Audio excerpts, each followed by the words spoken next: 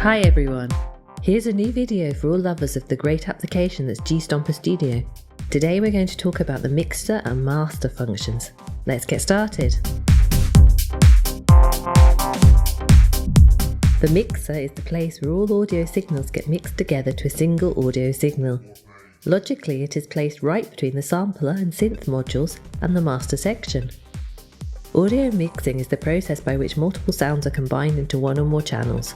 In the process, the source signal's volume, frequency, content and panoramic position are manipulated and the effects such as reverb may be added. This treatment is done in order to produce a mix that is more appealing to listeners. To access the mixer from any screen, use the View menu to navigate to it. Global channel controls. In addition to the channel strips, the mixer provides a set of global controls for all 36 channels. Scroll button to scroll through the channels T1 to 12, T13 to 24, VTO1 to 12. Volume pan buttons to switch the channel faders between volume and panorama. Solo reset to unsolo all channels. Mute reset to unmute all channels. Channel strip. Each channel strip provides the following controls. FX send switch. EQ switch to show up parametric 3-band channel EQ. Volume panorama fader. Vol blue, pan red. Use the Vol pan buttons at the right side to switch between volume and panorama. VU meter to monitor the channel output signal, where it leaves the channel strip. FX in switch to show up the channel insert effects. Solo switch. The reset button at the right side is used to unsolo all channels. Mute switch. The reset button at the right side is used to unmute all channels. Channel signal way. The signal way through a mixer channel is the way an audio signal goes when it passes a channel. The signal enters the mixer channel at the bottom and then passes through all the way up. 1. Mute. 2. Solo. Overrides the mute if enabled. 3. Insert effects. 4. Volume panorama fader. 5. Parametric 3-band EQ. 6. VU meter. 7. Send effects. Channel insert effects. Each mixer channel provides 2 insert effects units, which let you use 2 independent effects per track. Press the FX in button to show up the insert effects for a specific channel. By default, all insert effects are turned off, which means no effects are loaded. Use the dedicated buttons to load effects to the units. It is very important to remember that the channel insert effects do provide only a subset of the complete list of FX types. There are no vocoders. Vocoders cannot be used without sidechaining. Note that the FX in button on the mixer gets highlighted if one or more insert effects are in use. Remember that for more information about the effects available in G-Stomper Studio and how to use it, you can consult the application's user manual. In the chapter Effects, you will find extensive information on this subject. Or you could watch the video explaining this chapter. Channel Equalizer. Each mixer channel provides a parametric 3-band equalizer. Press the EQ button to show up the EQ for a specific channel. By default, all EQ bands are turned off. Each band can be toggled on or off independently in using the dedicated buttons on top of the band. Notice that the EQ button on the mixer gets highlighted if one or more bands are turned on. We will go into more detail on the operation of panoramic 3-band equalizers later on. Link channel volumes. The mixer volume link is a very powerful feature, which can be used to lower or raise the volume of all channels at once by moving a single fader. You can turn it on or off by long pressing the Vol button. It can save you hours of work when you need to change the volume of the complete mix, all channels, not the master out. Let's take a look at it with a practical example. We all know the situation when you want to raise the volume of a particular track and you realise that it's already at max volume, T09 in this example. The only proper way to raise the volume of T09 is to lower all the other channel volumes while keeping the relations between the channel volumes. The mixer volume link can do this job without the painful manual adjustment of all channels. Long press Vol to enable the mixer volume link. Now move one of the faders. It doesn't matter which one you move to lower the volume of all channels at once. All other channels follow your movement while keeping the relations between the channel volumes. In other words, you lower the volume of all channels while keeping the mix intact. Now long press the volume button again to turn the mixer volume link off. Finally raise the volume of T09. However, it's important to note that there might be channels which are technically impossible to link. Channels with volume 0. Channels with volume automation applied. Those channels will be locked and excluded from the link. Lock mixer.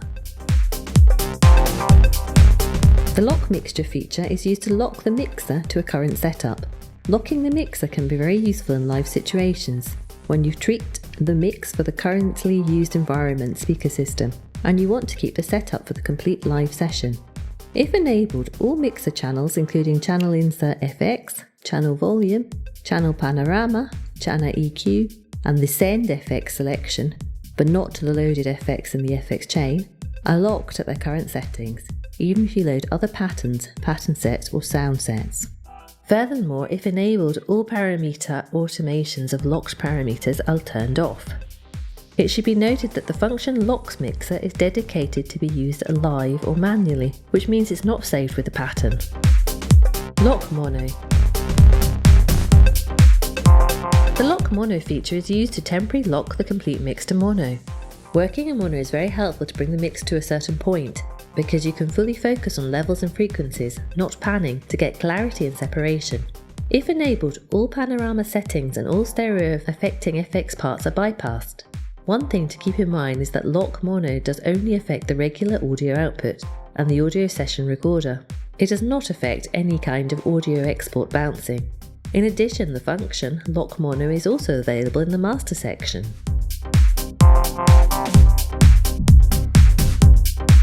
The master section is used to finalize the output signal. Logically, it is placed right after at the output of the mixer. Click on Select View and choose Master Sum Effects to show up the Master Sum Effects section. Alternatively, you can open this screen by long-clicking the FX Edit toolbar button. From any screen, use the View menu to navigate to the Master section. The Master section provides two sum effect units and the Master Out controls. Master Out controls. The Master Out provides the following controls. Pre-sum effects. Post-sum effects switch to logically apply the master volume, panorama and EQ before and after the sum effects. Panorama fader. Volume fader. VU meters to monitor the master input and output signal. EQ switch to show up parametric 3-band master EQ. Bypass switch. Master Equalizer. The Master Out provides a parametric 3-band equalizer, which is applied to the sum signal. Press the EQ button to show up the EQ. By default, all EQ bands are turned off. Each band can be toggled on or off independently using the dedicated buttons on top of the band. Note that the EQ button on the Master Out section gets highlighted if one or more bands are turned on. Furthermore, the bypass switch is automatically turned off if it was already on. Lock Master. The Lock Master feature is used to lock all parameters in the Master section. Locking the Master section is very useful in live situations when you've tweaked the Master section for the currently used environment speaker system and you want to keep the settings for the complete live session.